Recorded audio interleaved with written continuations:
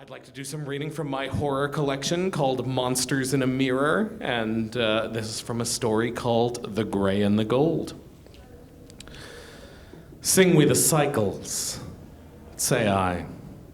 Sing for the singers of cycles, for those who sing to long to breathe for the land of breath, to breathe for the feeble, breathe for the strong, for the forgotten loves, for the forgotten lovers, for the monsters, for those who fear the monsters, for those who fear to know they are the monsters, for those who know to fear they are the monsters, for the heroes of the songs that have yet to be sung, for those who sing to long to breathe, for all them, and most of all, for them, for all them who long to remember the songs that have yet to be sung, say I. Desert, night, sky's black, dirt's gray, gray, lifeless and dead, but not dead, filled with life, provided you know where to look. So look down, the dirt's gray, but the sagebrush is green, far as the eye can see. Could be hiding anything: cactus, mouse, scarab, beetle, black-tailed jackrabbit, red diamond, rattlesnake. Below that, down in the gray dirt and the dark planet beneath your feet, there are things living, burrowing, speaking to each other in a secret language never uttered by tongues of men. Look up. The sky's black but bright. The stars are brighter here, where their light can't be stolen by torches. 3 pale moons watching. Look up, gold against black. Look down, green against gray. Between them, on the horizon, a fire ignites. There, huddled near it, a man crouched, hands extended. He's clad in loose silk.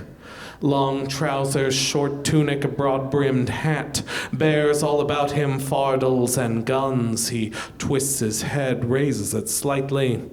A pair of dark eyes appear beneath the brim. The skin on his face and hands is gray. Gray as dirt. The gray man is frozen, still as a glyph upon stone, all still but for the beating of his own heart and the hair on the back of his neck. Then his eyes shut. There's a new shadow among the shadows. Shadow steps forth, man-shaped, a breechcloth tied loosely about its waist, torso lean as a corpse, gray but pale, pale as death. Clutching a stave of wood in one hand, he raises the other, coarse, broad, with squat fingers, nails long and thin, white hair tufted in his palm. The air is still, there's no wind in the desert now, but smoke articulates toward him, followed by flame curling about his naked wrist, clinging, not burning. His lips peel back into a smile, predatory. You know what be said. Flame spirals upwards, circling squat, pale fingers. When you've shaken hands with the father of shadow and flame, he presses the tips of his fingers together tight, and the flames snap together tight, dancing on his fingertips like flame on a candle wick. Fire becomes your friend. He spreads his fingers flat and breathes into his palm. The flame spreads itself on out into nothing. The gray man's voice is a cart's wheel over gravel. Say I'm plain to eye, you got some fine features like one of the golden folk. But plain to eye, your skin be gray, not gray as mine, say I, but I say gray. The pale man snorts, spits, my skin be white. All you see now be gray man's piss running through my veins. What you see all depends on what I've been eating. The gray man looks at the pale man, runs his tongue along his dry, cracked lips. Say I ain't got so much water left in me I can stand to spit. Broad enough and found enough to keep me upright under sun, but body knows needs food to go on. Ain't nowhere near town nor game enough to keep body moving. See no room for food in that breech cloth, yet plain to eye you got body and no kind of need. How keep you upright under sun?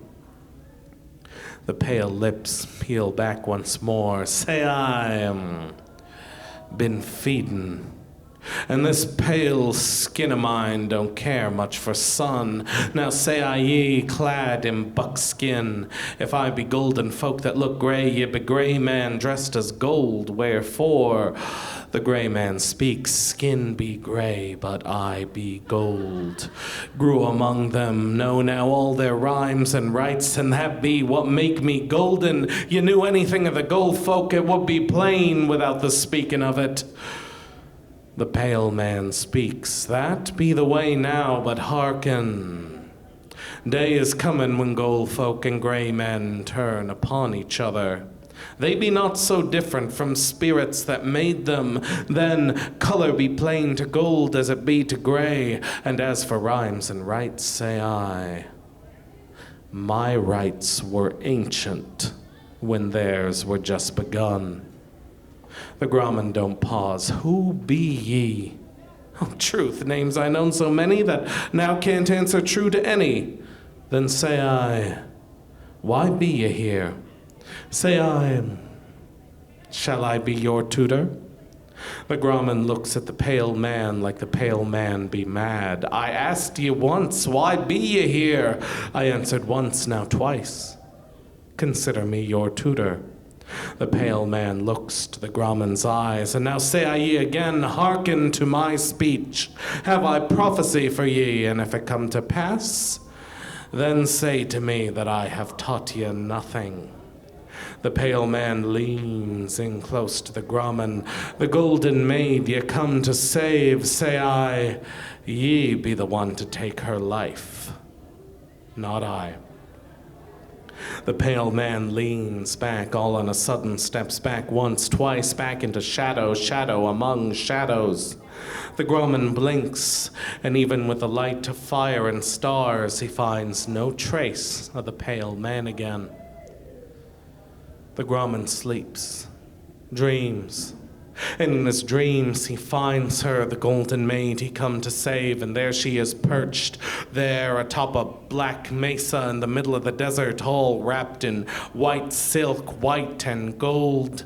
She sees him and runs toward him, running, words on her lips. He can't hear her words by any means, but sees in her face the yes, yes, as she runs toward him, pouring herself down the side of the mesa, and his gray hands are moving, and smoke is rising, and there is one burst of thunder after another. Yes. First bullet flies wide, and the golden maid's eyes go wider still, but she is pouring herself down that slope, and she has no means to stop herself now, and with another crack, her torso jerks, but those legs keep on moving, too fast now to stop moving down that slope, and another crack, take her to ground. Yes, she falls dead and still, but still she falls, until the bottom of the mesa bring her to still at last, curled at his feet, her gold all painted now with blood and dirt and sagebrush, head twisted back toward the dark sky, lips parted in ecstasy, her fine and golden features frozen into yes! Thanks. Keep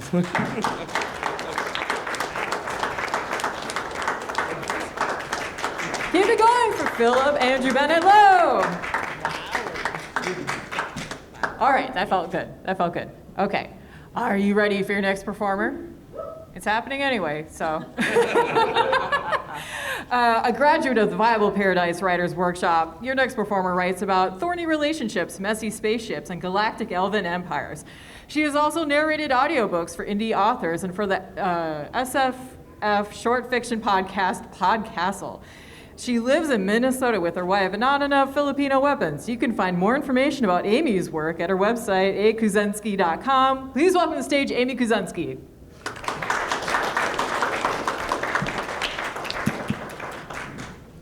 This is a scene from a novel I'm revising right now called The Household. Sarah climbed the narrow stairs of George's room, trepidation clutching her midsection in its claws. She'd never liked this part of the house, not even as a new bride, flush with joy and relief. The walls were claustrophobic and dark, with not a single window to cut the gloom. She'd begged George to install new lighting in the small space, but in the first instance of his frustration with her babbling, as he called it, he forbade her to ask again, saying only that Codleck House would not approve the work. Instead of good electric lighting, Sarah held an antique hurricane lamp in her curled and cramping fingers. The oil sloshed with each step, each creak of the wood beneath her feet, each breath in and out of her lungs. At the top of the stairs, George's door was shut fast. Sarah hesitated for a moment, smoothing her skirt, before her need to know forced her hand to the silver doorknob and brought her over the threshold.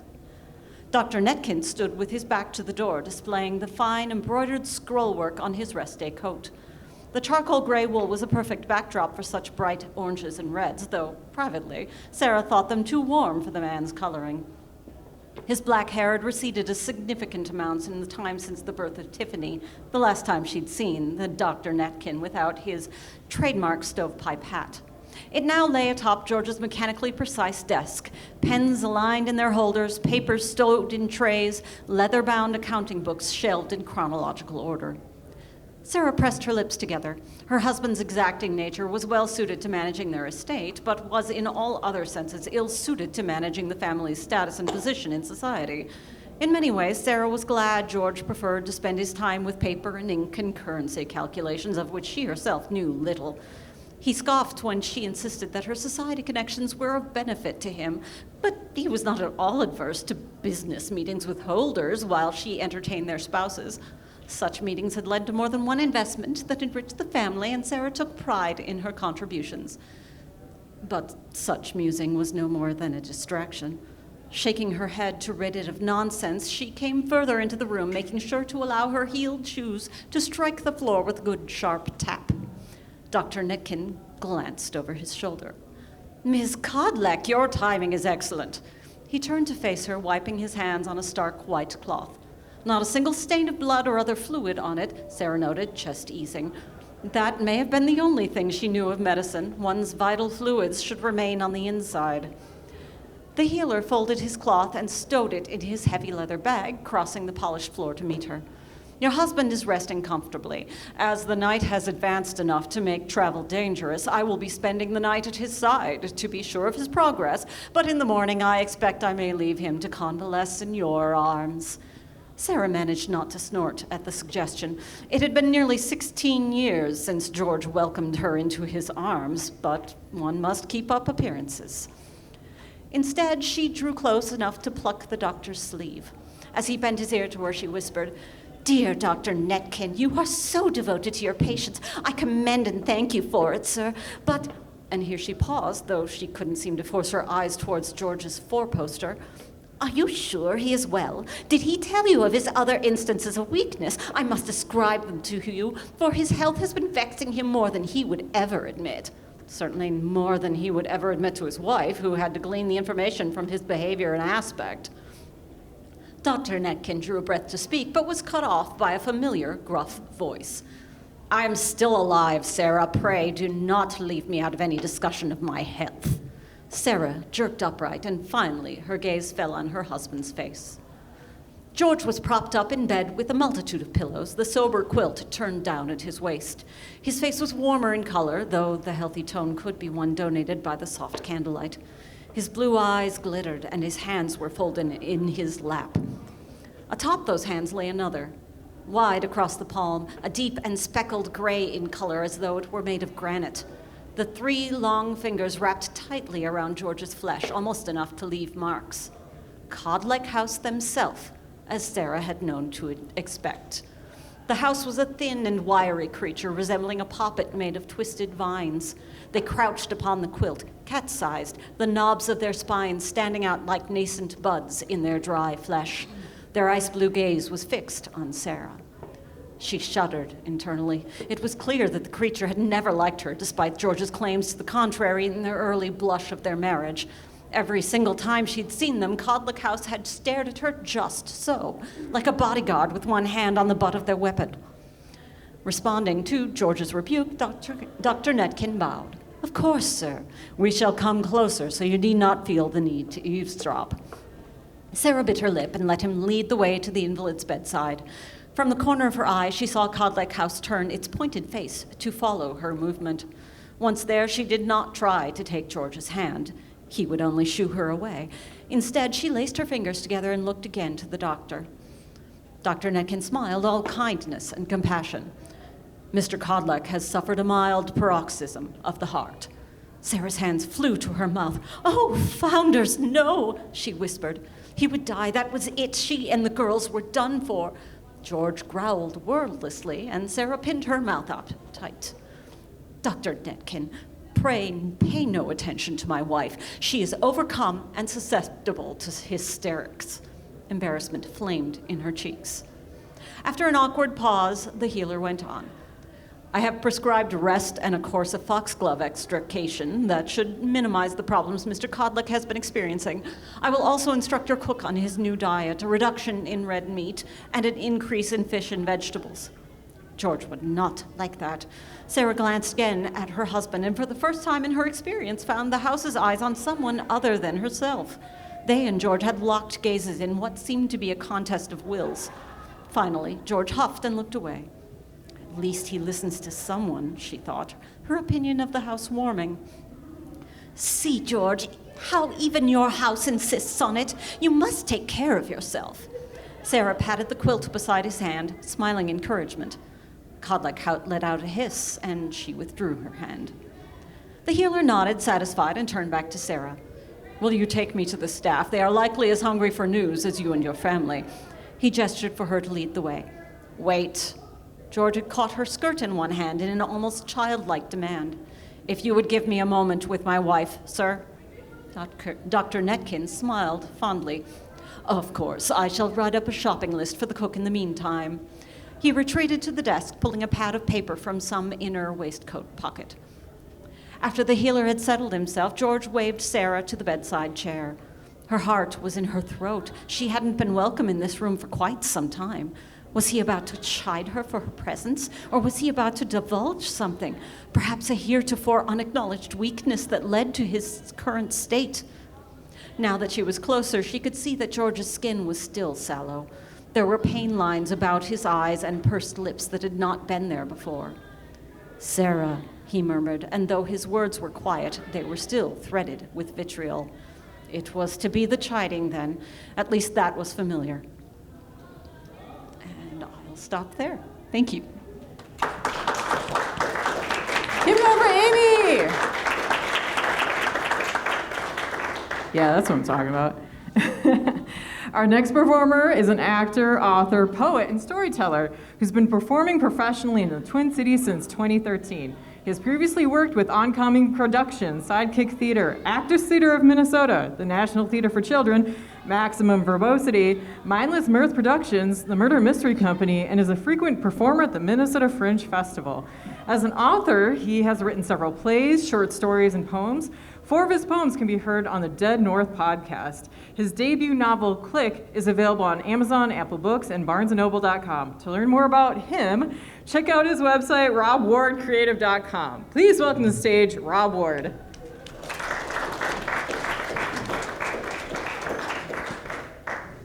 So real talk, this one's got a lot of body horror in it, so if that ain't your cup of tea, you might want to duck out for a bit. There we go. Absolutely. I don't want to be that dick that comes up here and be like, oh yeah. Okay.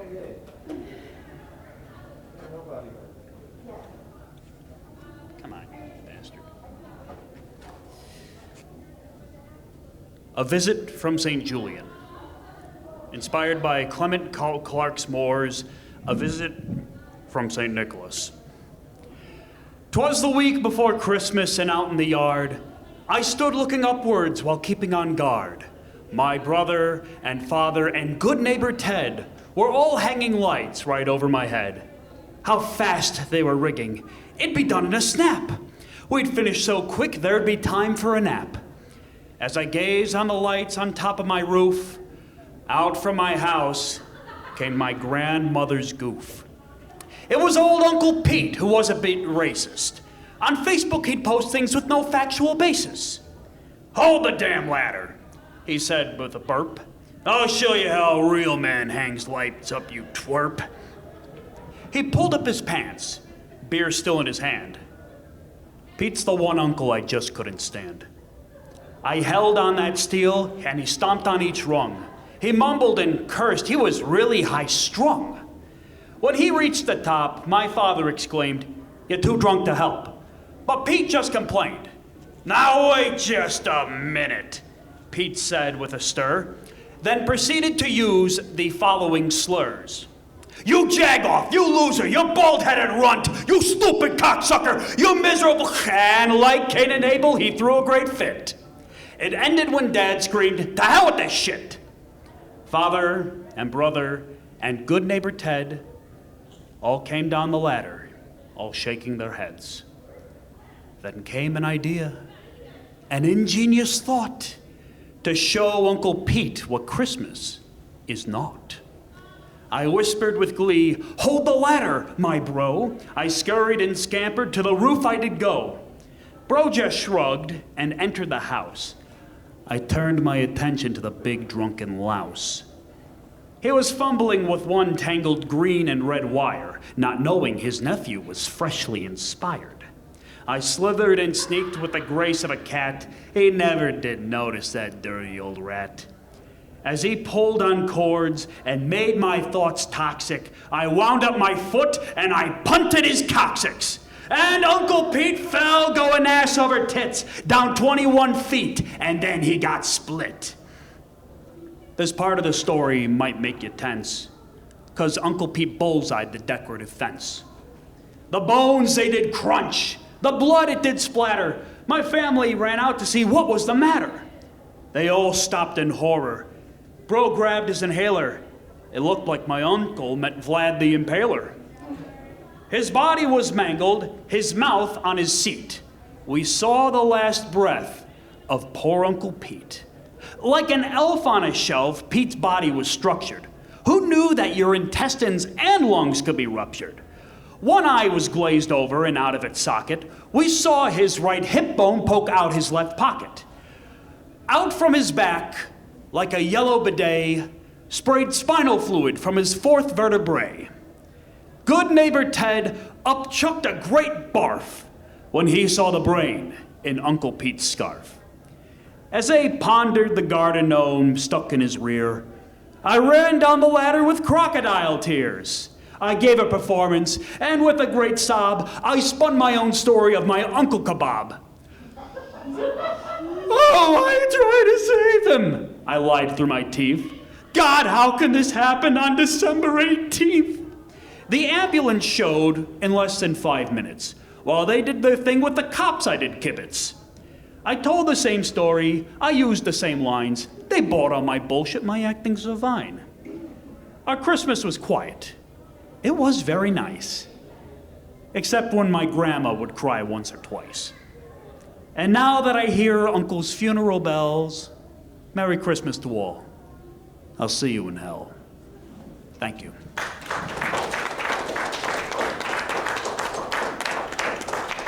Best Christmas ever. Have you been enjoying yourselves? Are you not entertained? Give us another round of applause. Yes, there it is. And with that, we have our final performer for this afternoon. She writes fiction for children and adults, from humor to horror. She's the author of the Clarion Scroll series and the Abigail Wrath Verses series. You can find her online at Facebook, Goodreads, Amazon, at Kath Schaff-Stump and kathschaffstump.com, and follow her Kindle, Vela Serial, The Autumn Warrior, and The Ice Sword. She was a finalist at the 2022 Next Generation Indie Awards for Horror Fiction. Please give it up for Kath Schaff-Stump.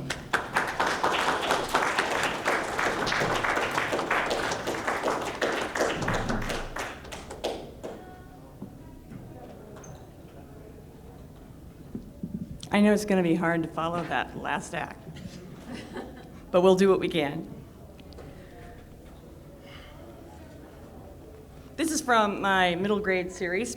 It's a series about a 13-year-old girl and her friends who go out hunting and dealing with monsters. It's sort of my love poem to the Universal monster movies. I've written 2 of these. I'm currently writing the 3rd one, and each of the 7 will feature one of the Universal monsters. So this one, as you can see from the screen, is called Abigail Wrath versus Blood-Sucking Fiends. Chapter 1. Destroy all vampires. Most people do not understand the danger they are in from the constant and twilight threat of monsters. Yes, monsters. Vampires, werewolves, ghosts, the occasional mad scientist. There are dinosaur throwbacks in the center of the earth, too. Okay, I am lying about that one. But chances are, if Universal has made a film about it, it exists. I am Abigail Wrath. I am 13 years old, and I fight the forces of darkness every day because I don't want your happy life to become a horror film. Pulling humanity back from the brink of the abyss is what I do. Humanity is welcome. Most of the time, problems in my life begin with my friend Vince. This time was no exception. We were at Big Mel's Skateway. Big Mel's has a classic rink, concrete with no cracks. For good skating, no cracks is key. The walls and side rails are red carpeted so kids who can't skate can catch themselves and pretend to be cool without intense bruising. Mirrors cover one wall. When Mel breaks out the disco ball and turns on the lights, the atmosphere is not only retro, but also magical. Vince and I are Mel's favorites because we take lessons. I can skate backwards, although Big Mel frowns upon that. He threatens kids who skate backwards with an aluminum baseball bat in a loving owner kind of way. On that particular Sunday, I was the undefeated limbo champ for 7 weeks running. I watched 2 new kids on the skate floor. The girl had long red hair and skated more like she was on ice than concrete. I couldn't get a good look at the boy because he was surrounded by a group of goggling girls. Whatever. Vince sat down by me on a wooden bench while I was unlacing my skates. Most skates at Mel's are old school. Vince's skates look like sneakers, which are an option. Mine were classic white with silver lining streaks down the sides. Classic, but with a twist of individualism. Can we talk? Asked Vince. I found a knot, and I tried to get it undone with a fingernail. Vince thrust a thin, dusty book across my field of vision. Go Trojans was embossed in gold in the front cover of the yearbook. I blinked away the little dust particles that floated in the air. Look at the page I marked, said Vince. I dropped the skate into my bag and opened the glossy pages. The book smelled like damp garage. Vince pointed to a picture of his teenage mom and dad. Look at her hair! I couldn't help myself. Mrs. Cooper had a top knot that made her look like a poodle. Abby, said Vince, his index finger guiding me through the image, listen, that's my mom. There's my dad. And this guy, this scrawny guy, that's Ned. I slammed the book shut. Okay, Vince, where are we going with this? I think he's following me. Ned? Sure. Except he looks just like that. Like he did about 20 years ago. Since I am a monster hunter, I did not blow this off. Vince isn't exactly a monster hunter, but his dad met my dad on one of my dad's cases, so that makes Vince's family familiar with weird stuff. Since when is Ned following you? A week ago, I think he might be a vampire. I am so sure your parents would have a little vampire friend. Vince said in that quiet Vince voice of his, your parents know vampires. Big difference. Dad is Reginald Wrath, vampire slayer. Vince rolled his eyes like being a slayer of the spawn of Satan and protector of the waking world was like picking your nose in class. I know. I pulled off my other skate and stuck it in my duffel bag. Back to Ned. I've seen him at the Circle K a couple of times. He said hi once. You're sure it's the guy in the yearbook? Yep. Dad messed up. He said hi back. Vince waved his hand in the hello arc. Hi, Ned. I asked Dad who he was, and Dad didn't want to talk about it. That was weird. Vince's dad was a talky guy. And I asked Mom if they knew some guy named Ned. She asked me why I asked. I said that Dad told me a story about Ned. She chillaxed and told me about Ned from high school. So I dug out this yearbook. Looks the same. It could be this guy's son. I jostled the skates together so they fit in the bag. Vince waited a beat. That's a Mr. Christopher line. Yeah, even I didn't believe that one. What else you got? He stopped showing up at the Circle K. I saw him in the parking lot here. Not good, I said. We didn't need vampires hanging around Big Mel's. We need to investigate. Or we could call the police. You don't want to do that, I said, or you'd be talking to your parents instead of me. You're right, said Vince. I want to know why my parents are so weird about this. Vince had come to a professional. Well, someone who wouldn't tell on him. I smelled an opportunity. For most of my 13 years, I had been honing myself to be the perfect monster hunting machine. To follow in the footsteps of my parents was my first and best goal. I was Abigail Wrath, humanity's first line of defense. My parents didn't acknowledge that, but this would be a great chance to show them I was a serious monster hunter. Most people think that Vince and I were going to get into trouble. Most people might think that Vince and I were going to get into trouble chasing down some innocent guy who isn't really a vampire, and this story would only end in tears. However, Vince and I know something that most people don't. We know that vampires exist because we know a vampire. We should find Ned, I said, and if he's a vampire, we should stake him. Vince stood up, slung his skate bag over his shoulders. I don't think I put the fist of one hand into the palm of the other. If he's fiendish undead, he's got to be staked. You sound like one of your dad's movies. There's nothing wrong with that, Vincent Cooper. Your problem is that you don't take any of this seriously. You're never going to be a good monster hunter. Who said I wanted to be a monster hunter? I pointed at him, wanting him to know I meant business. Do you have any idea what a great responsibility it is to carry on the age-honored tradition of protecting the world from unseen forces? Vince's eyebrows rose. You think I could be a monster hunter? You're a natural, good investigative skills and a solid head on your shoulders. Good sidekick material for sure. Wow. It just never felt right for me to be a monster hunter. Seemed like an odd thing to write a book report about. You're going to be a monster hunter? What did he suppose? I consider myself one already. Huh. I thought it was a passing phase. Okay. How are we going to find Ned? I have a couple of ideas, I said.